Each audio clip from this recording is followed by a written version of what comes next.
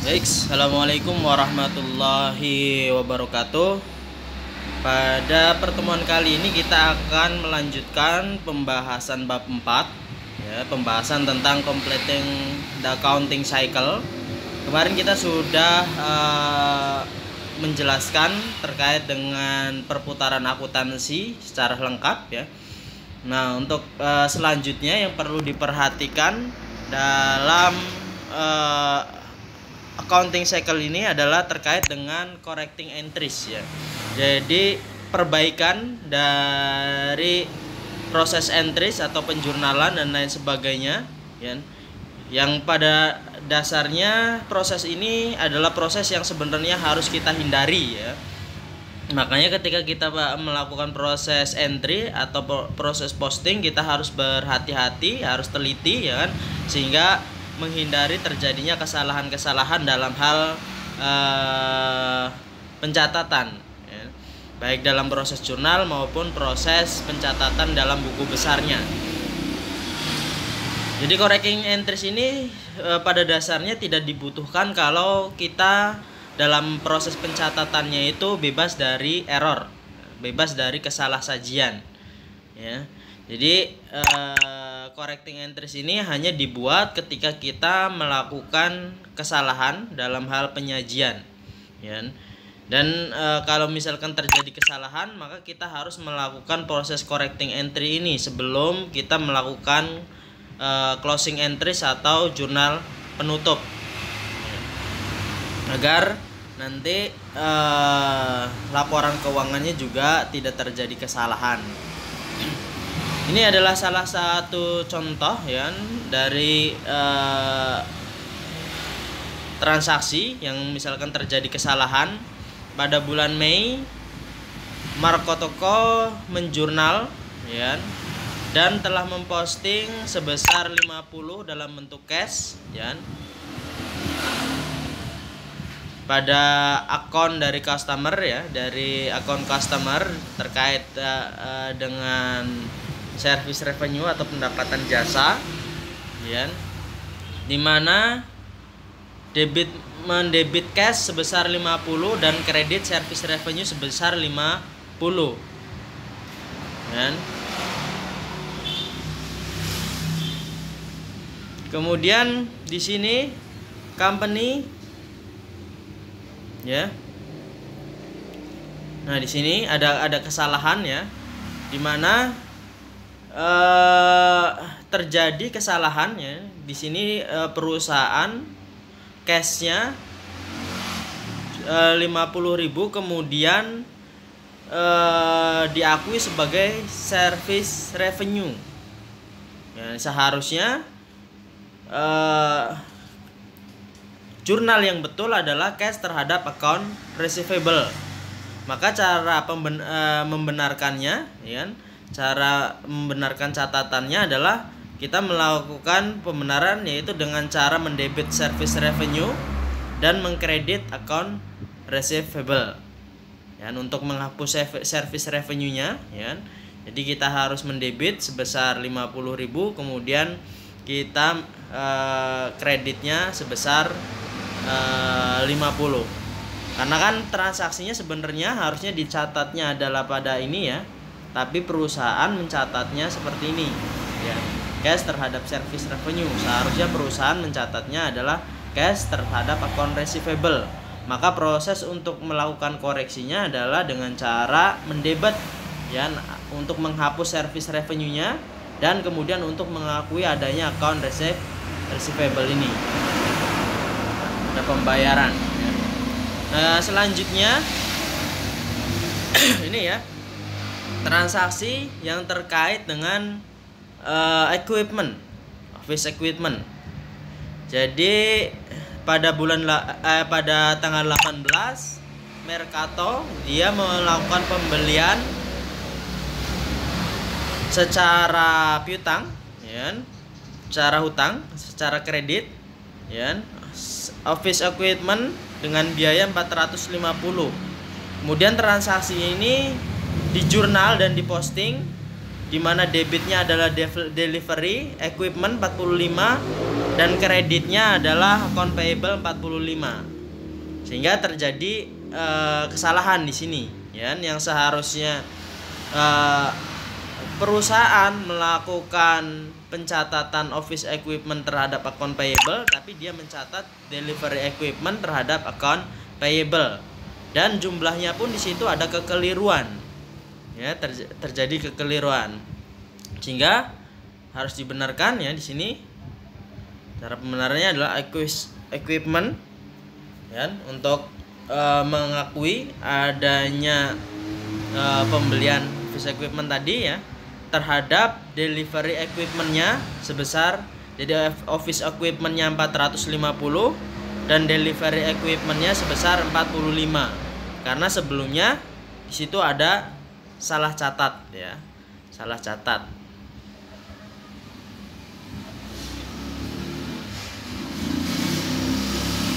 Nah, kemudian account payable-nya, ya kan, karena tadi account payable-nya baru diakui hanya $45, maka kita harus mencatatkan sisanya, yaitu $405 di kredit, sehingga nanti secara otomatis account payable-nya menjadi 450, ya, untuk transaksi ini.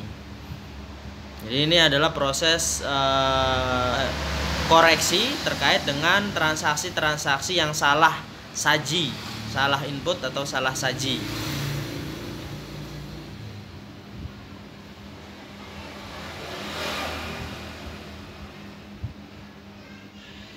Nah, dalam membuat proses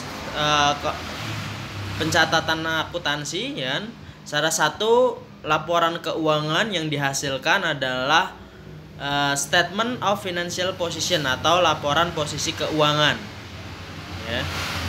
Dimana laporan posisi keuangan di sini dia menyajikan, ya, menyajikan berbagai informasi, ya, terkait dengan kekayaan perusahaan yang berupa aset, liabilities dan equity, ya, secara bersama-sama, ya.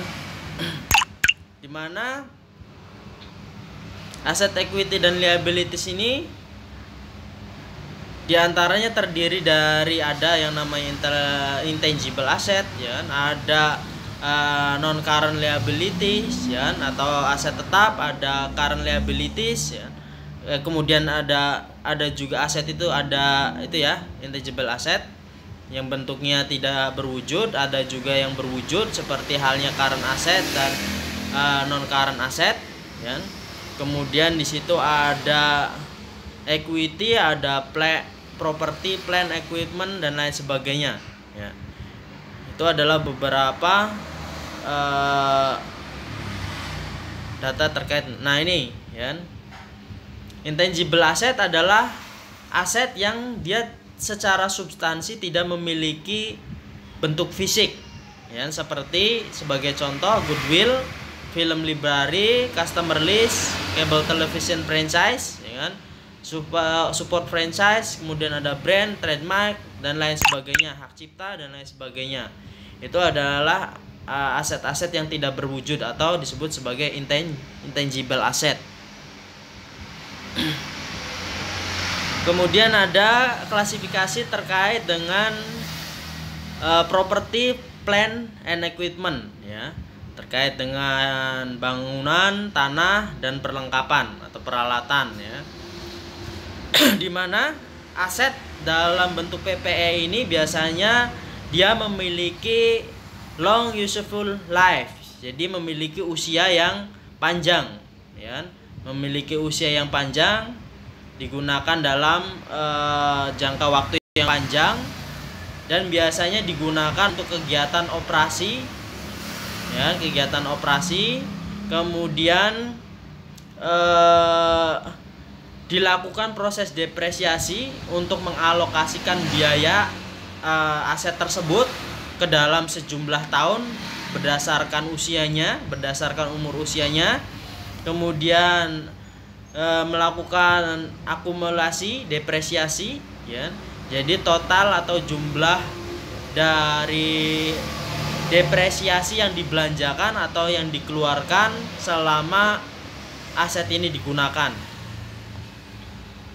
Ya. Nah, ini contoh dari property plant and equipment, diantaranya ada tanah, bangunan, struktur, kemudian mesin, kendaraan, dan lain-lain. Ya. Ini adalah bentuk-bentuk aset tetap ya, yang memiliki usia yang panjang atau non current asset.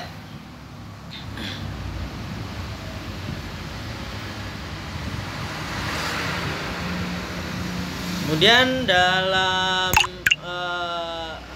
statement of financial position juga terdapat yang namanya long term investment. Ya, long term investment ini investasi dalam bentuk saham ataupun obligasi ya, dari perusahaan-perusahaan lainnya. Ya, jadi investasi yang diwujudkan dalam bentuk saham dan obligasi perusahaan lain.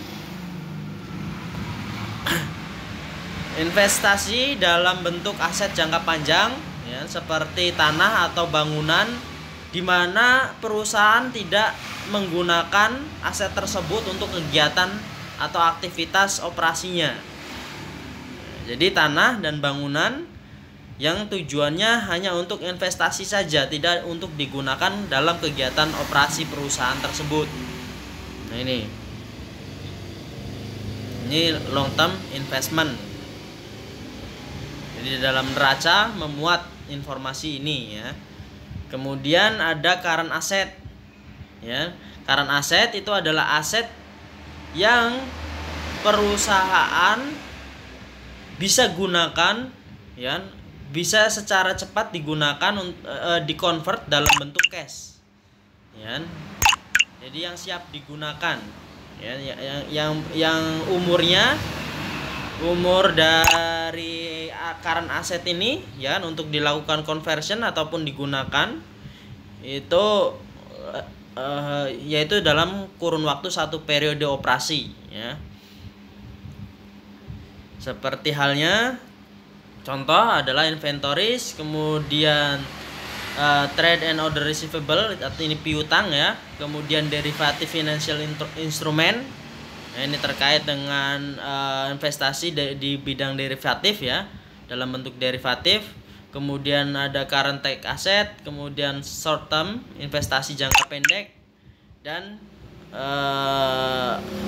tidak lupa cash dan cash equivalennya. Ini adalah contoh-contoh dari current asset ya. Nah, ini. Nah, kemudian equity ya, atau modal. Modal ini ya dibagi menjadi 3 ya. Kalau ada yang namanya proprietorship ya, ini adalah modal yang dimiliki oleh individual ya, perseorangan. Kemudian ada partnership, di mana modal ini dimiliki oleh 2 atau lebih orang yang saling bekerja sama. Kemudian ada corporation ya, di mana corporation modal ini dibentukkan dalam sebuah kepemilikan saham ya, dalam sebuah kepemilikan saham. Contoh di sini equity ya, diantaranya share capital, share premium, modal reverse, return earning ya. Return earning ini dari perubahan modal ya, dari income statement juga. Ini adalah struktur yang ada dalam laporan posisi keuangan yang menunjukkan kondisi kekayaan perusahaan. Kemudian ada juga liabilities ya. Liabilities diantaranya ada non current liabilities, yaitu kewajiban-kewajiban yang sifatnya jangka panjang ya, dibayar lebih dari 1 tahun. Dan kewajiban atau perusahaan yang akan dibayar lebih dari 1 tahun. Sebagai contoh long term debt, ada deferred income tax, kemudian ada other non current liabilities. Nah, contoh seperti obligasi ya. obligasi yang sifatnya adalah jangka panjang, kewajiban jangka panjang. Ini ya. Current maturity long term obligation. Nah, yang selanjutnya ada informasi terkait dengan current liabilities dalam laporan posisi keuangan. Nah, current liabilities atau kewajiban lancar ini adalah kewajiban perusahaan yang harus dibayar dalam kurun waktu operasi. Ya, jadi kurang dari 1 tahun. Ya. Seperti halnya notes payable, ada kemudian account payable atau utang usaha dan lain sebagainya. Ya. Ini juga menunjukkan liquidity, ya, bagaimana kemampuan perusahaan dalam hal untuk membayar kewajiban-kewajibannya dalam waktu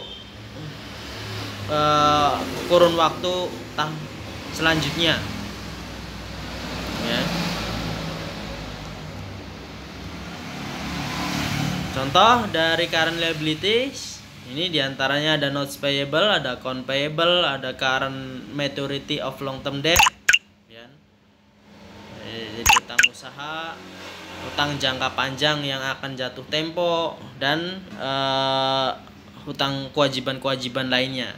Yaitu ada other current liabilities, ada tax payable atau utang pajak, ya. Nah, ini. Nah, ini adalah elemen-elemen yang ada dalam laporan posisi keuangan. Ya. Baik, sampai di sini saya rasa untuk materi pada bab 4 ini kita selesaikan. Terima kasih atas perhatiannya. Assalamualaikum warahmatullahi wabarakatuh.